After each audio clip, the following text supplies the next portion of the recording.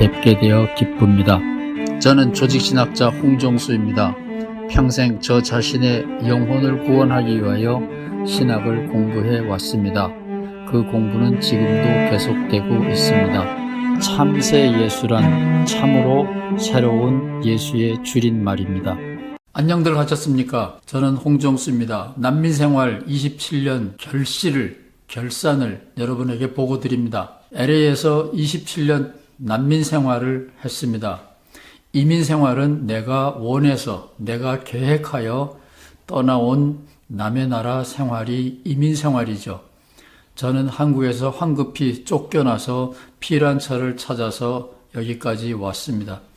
따라서 저에게는 이민생활이 아니라 난민생활 27년이었습니다. 이제 난민생활 27년의 이야기를 구독자와 더불어 그리고 저를 그동안에 한결같이 염려하고 지켜보시고 응원하시고 물심양면으로 돌보아 주신 한아름 교회 식구들과 더불어 저의 간증을, 자랑을 나누려고 합니다. 오늘 이 모임을 여는 장소는 랄프 클락 동네 공원인데 이 동네 공원 장소가 부에나 파크입니다. 부에나 파크는 한국말로 하면 아름다운 공원이라는 의미입니다. 한아름 교회는 바로 큰 하나의 아름다운 공동체를 의미하는데 마지막 예배를 부에나 파크 아름다운 공원에서 드리게 된 것은 우연이 아닐 거라고 믿고 싶습니다. 한아름 별채 모임, 한아름 교회는 공식적으로 없어졌지만 한아름 교회 식구들이 서로를 아쉬워하며 그리워하며 격려하기 위하여 계속해서 한 달에 한 번씩 모여왔습니다. 코로나가 덮치기 전까지는. 그래서 그 모임을 우리는 한아름 별채 모임이라고 이름을 붙였습니다. 오늘 여러분과 함께 나눌 성경 말씀이 있습니다. 구약 성경이라 그러면 전문가들은 난리 나죠. 구약, 한약, 옛날 약, 민간요법의 약, 지나간 약이잖아요. 그래서 유대인들의 성경, 히브리 성경이라고 말해야 옳은 겁니다. 구약 성경 전도서 3장에 이런 말이 있네요. 모든 일에는 다 때가 있다. 세상에서 일어나는 일마다 알맞은 때가 있다. 태어날 때가 있고 죽을 때가 있다. 심을 때가 있고 뽑을 때가 있다. 사랑할 때가 있고 미워할 때가 있다. 전쟁을 치를 때가 있고 평화를 누릴 때가 있다. 사람이 애쓴다고 해서 이런 일에 무엇을 더 보탤 수 있겠는가? 이제 나는 깨닫는다. 기쁘게 사는 것, 살면서 좋은 일을 하는 것. 사람에게 이보다 더 좋은 것이 무엇이랴? 많은 사람들이 전도서를 허무의 책이라고 생각을 하는데 허무한 세상에서 어떻게 보람있게 살 것이냐? 지혜의 문학 중에서 가장 뜻깊은 지혜 문학이 전도서라고 저는 생각합니다.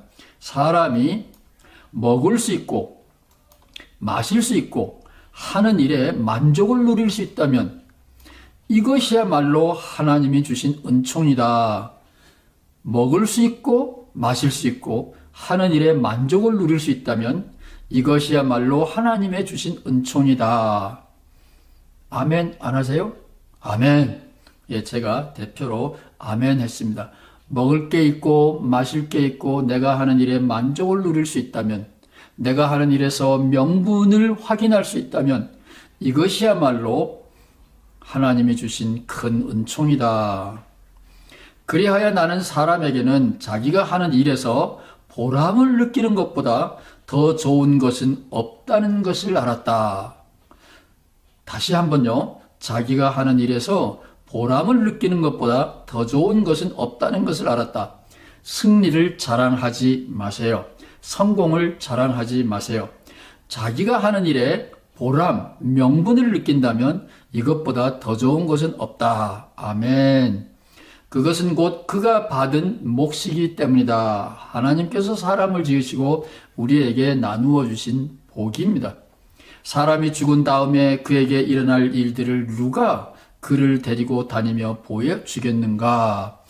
히브리 성경, 구약 성경은 아직 내세에 대한 신앙이 없습니다. 오늘날 기독교인들은 내세에 대한 소망으로 이 세상의 근심, 걱정, 고통을 다 이긴다고 말하지만 내세에 대한 소망보다는 하루하루 열심히 살면서 자기가 하는 일에 만족을 누리는 것, 보람을 누리는 것, 이것이 가장 아름다운 것이다. 구약 성서 히브리 성경 전도서 3장의 말씀입니다. 이제 저의 이야기를 시작하겠습니다. 1. 질문. 첫 번째 질문. 이 전도서 이야기는 성경에 있으니 진리인가? 진리니까 성경에 들어가 있는 것인가? 어떤 사람이 그럽니다. 만사에 때가 있다. 성경 아니라도 누구나 다 알고 있고 어디에나 다 적혀 있는 이야기다. 다시 말하면 진리이니까 성경에도 들어가 있다. 어떤 사람은 진리냐 아니냐 따지지 말아라. 성경에 있는 것은 몽땅 진리이다. 그거를 근본주의자라 그러죠. 저는 3번입니다. 진리이기 때문에 성경에 있는 것도 아니고 성경에 있으니까 진리도 아닙니다. 이 성경은 그 시대의 사람들이 즐겨 먹었던 음식 메뉴다. 그 시대의 사람들은 그렇게 인생을 즐기며 환난을 이겼다. 지혜의 한 샘플입니다. 그거를 참고로 우리는 우리 시대에 우리 형제들, 내 가족에게 알맞는 음식을 새롭게 요리하여 먹고 건강하게 살면 되는 겁니다. 다시 말하면 진리냐 아니냐, 그거는 잘못된 강요당한 질문이고 성경은 좋은 메뉴, 좋은 식탁의 견본입니다. 우리는 그것을 참고로 우리 나름 새로운 진리, 새로운 메뉴를 개발해야 되는 거다. 앞서간 사람들이 어떻게 살았는지 엿볼 수 있는 것은 큰 특권이고 지혜의 지름길이다. 그러나 그대로 살아간다는 것은 불가능합니다. 제가 젊은 날에는 전도서를 읽으면서 이 전도서는 좀 늙어서 나이 든 다음에 읽어야지. 전도서를 너무 젊었을 때부터 읽으면 인생 김 팍 샌다. 허무하다, 헛되고 헛되다, 바람을 잡는 것 같이 헛되다. 이건 젊어서는 읽으면 안 되겠다 생각을 했습니다. 이제 나이가 들어 뒤돌아보니까 전도서는 또 읽을 필요가 없네요. 왜냐하면 전도서를 읽지 않아도 이 정도는 다 알아요. 온 세상 사람들이 성경을 통하지 않고도 다 알고 있는 진리입니다. 젊어서는 필요가 없고 늙어서는 배우지 않아도 아는 것이 만사의 때가 있다라는 거고, 노력하고 그 수고한 결실을 나누고 그 나의 수고 속에서 보람을 느낀다면 이것보다 더 큰 하늘의 복은 없다. 세상 사람들도 다 아는 거예요. 그런데 그런 진리는 나의 인생과 무슨 연관이 있나? 오늘의 이야기는 저의 이야기입니다. 일반적인 각설, 썰이 아닙니다. 저는 27년 동안 난민 생활을 하면서 교우들에게 가끔씩 평신도 설교를 부탁하면서 두 가지 조건을 달았죠. 하나님이라는 단어를 함부로 사용하지 마라. 사랑이라는 단어를 위험하니까 함부로 사용하지 마라. 하나님이나 사랑이라는 말은 내용이 없는, 듣는 사람마다 다 딴 생각을 하는 공허한 혹은 위험한 말이니까 사용하지 말라. 이런 부탁을 드렸었지요. 오늘은 이 두 단어가 저의 이야기를 설명드리는데 가장 적합하기 때문에 샘플로 저는 하나님과 사랑이라는 두 단어를 쓰겠습니다. 하나님이라는 단어는 어떤 조건이 필요하느냐? 1. 미리 알 수 없었던 일을 하고 뒤돌아보았을 때 불행이 아니라 예상치 못한 행운을 체험한다. 계획한 것이 아니라 행운을 체험하긴 했는데 예상치 않았던 행운이다. 예상치 않았던 비극도 있어요. 예상치 않았던 행운을 경험하는데 예상치 않았던 행운을 경험했지만 내가 잘났어, 내가 똑똑했어, 내 선택이 옳았어. 이런 사람들은 하나님이라는 단어가 안 필요해요. 예상치 않았던 행운을 잡았는데 그 행운이 고마워서 누가 나에게 이런 행운을 갖다 줬을까?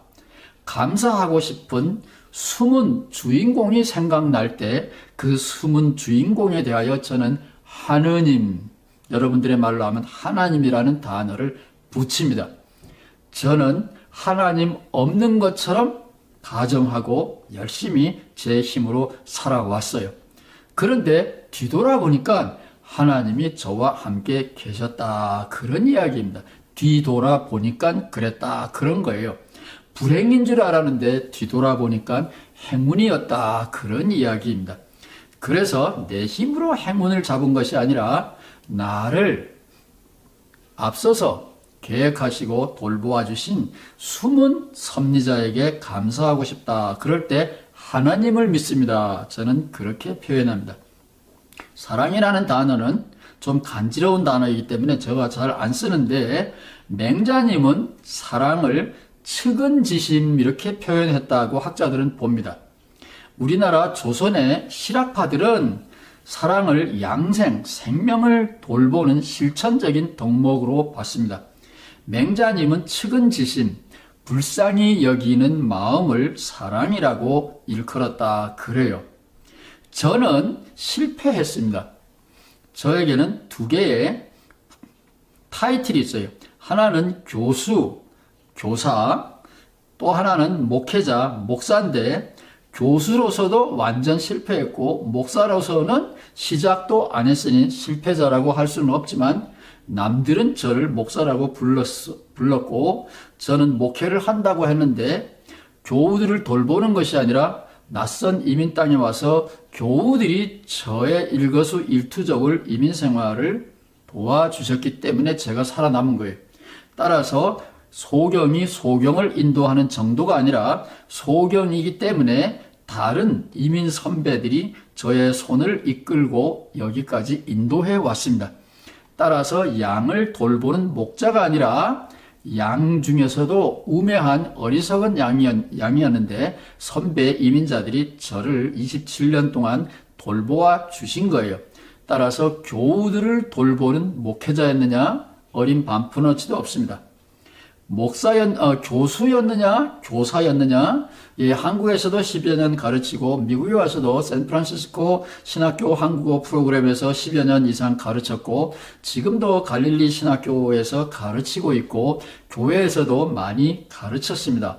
그런데 저는 교사로서도 완전히 실패했습니다. 왜냐하면 교수는 쉽게 말하면 진리를 탐구하는 건데, 저는 왜 이런 말을 할까? 성경이 왜 하나님을 사랑이라 그럴까? 하나님이 사랑이라는 말의 근거는 뭔가? 왜? 근거는 뭐야? 예수님이 우리의 죄를 대신 지고 십자가를 지셨다. 왜? 근거가 뭐야? 이런 것을 질문하는 거고, 이런 것이 신학자의 본업인데, 제가 만난 신학생들은 그런 질문을 하지 않더라고요.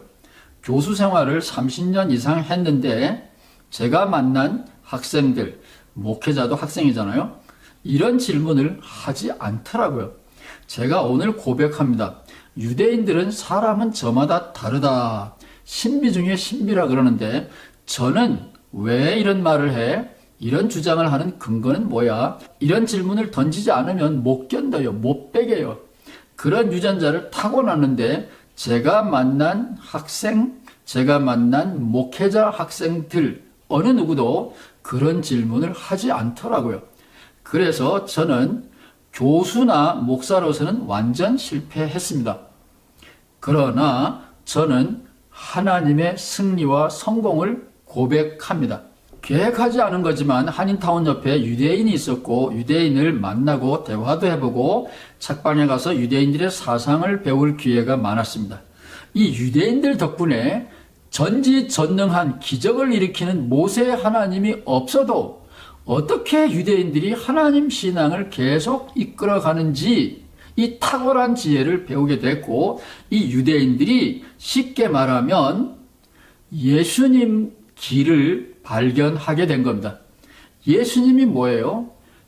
그 시대에 불쌍하고 억압받는 사람들은 사람 취급을 하지 않는 그 시대였죠. 식민지 시대였고 로마 제국의 빌부터 먹는 종교 지도자들이 군림하는 사회였는데, 그런 사회 속에서 예수님은 과감하게 안식일 엿먹어라! 안식일이 어떻게 하나님을 위해서 만들어졌느냐? 안식일은 사람을 위해서 만들어졌다. 이러면서 안식일 날 골라가면서 사람들을 고치는 일을 하죠. 사람 되게 하는 일에 참여하면 나도 사람이 되는 거죠. 나만 홀로 사람이 된다, 그런 것은 성경에 없고 예수님에게도 없어요. 그래서 모세의 지팡이는 없어졌지만 유대인들이 사람 되는 길을 히틀러 덕분에 발견했고, 그것이 바로 예수님이 보여주신 사람의 길이었습니다. 따라서 저는 교사로서, 목사로서는 완전 실패자였어요. 제자가 하나도 없습니다. 누구 하나 이민 생활에 쓸만한 도움이 되도록 도와준 능력도 없었고 도와준 적도 없어요. 그러나 이 이민 생활 속에서 저는 유대인들의 신학을 훔쳐 배웠고, 그 신학이 저의 영혼을 구원해 주었습니다. 다시 한번 강조드립니다. 모세의 지팡이는 없어졌지만 사람 되는 길을 확실하게 보여주신 예수님을 이민생활, 난민생활 27년 동안 거듭거듭 재확인하였습니다. 교사도 아닙니다. 목사도 아닙니다. 저는 영원한 학생입니다. 하나님의 학생이요, 예수님의 학생입니다. 저는 학생으로서 일생을 살다가 갑니다. 진리를 탐구하는 탐구자로서 저는 삶을 살았고, 난민생활 27년 자랑스럽습니다. 처음 유학 4년은 교수가 되기 위한 공부였는지도 모릅니다. 그러나 두 번째 유학 27년이나 걸렸네요. 만 27년. 이 27년 동안은 저의 영혼을 구원하는 신학 학위를 배웠습니다. 유대인들의 도움을 많이 받았다고 고백하고 싶습니다. 한아름 교회는 그러면 그 단어의 뜻이 뭐냐? 우리 교우들에게는 설명을 잘 안 드렸지만 이제 마지막 시간이기 때문에 설명을 드립니다. 어떤 단어는 그 단어와 대칭 대비되는 단어가 있을 때만 의미를 갖습니다. 땅이 없으면 하늘이 의미가 없습니다. 모든 색깔이 까맣다면 파랑, 하양, 노랑 의미가 없습니다. 서로 다른 것들이 공존할 때 서로 의미를 갖습니다. 한아름이 배경이 되는 공존하는 반대편, 건너편의 단어는 뭐냐? 물론 영혼 구원도 한아름 단어와는 건너편에 있습니다. 한아름은 정의와 평화라는 단어의 건너편입니다. 진보적인 사람들은 정의와 평화를 좋아합니다. 사랑합니다. 정의와 평화를 위하여 목숨을 거는 사람들 참 많이 있습니다. 저는 그거 가지고는 모자란다. 너의 정의와 나의 정의는 다르고 너에게 평화가 나에게는 죽음이기 때문에 정의와 평화는 위험한 개념입니다. 지구를 망치는 개념입니다. 사람을 죽이는 개념입니다. 한아름은 하나님의 큰 한 품 안에 모두를 포괄해야 된다라는 미래지향적인 개념입니다. 여기 작은 글씨로 저는 싫어요. 저는 못 따라가요. 저는 속이 좁은 사람이라 그렇게 못합니다. 좋은 사람이 있고 미운 사람이 있어요. 그런데 그거는 제 생각이고 신앙의 기준은 표본은 예수님이잖아요. 예수님은 한아름 교우입니다. 한아름 창립자입니다. 매국노도, 법을 어긴 사람도, 사내들인도 다 예수님은 받아들였습니다. 따라서 예수님은 바로 한아름의 창립자입니다. 한아름은 정의와 평화를 추구한다고 표방하면서 실제로 자기의 정의, 자기 중심의 평화를 고집하면서 상대방을 잔인하게 몰아내고 죽이는 폭력주의자들, 배타적인 사람들의 생각과 정면 대립되는 것이 한아름입니다. 특별 장학금을 받고 27년 동안 예수님을 재발견하게 되었습니다. 남은 시간이 저에게 얼마나 있는지는 모르지만 평신도든지 목회자든지 제가 27년 특별 장학금을 받고 재확인한 예수님의 이야기를 앞으로 계속 드리려고 합니다. 정말 감사합니다.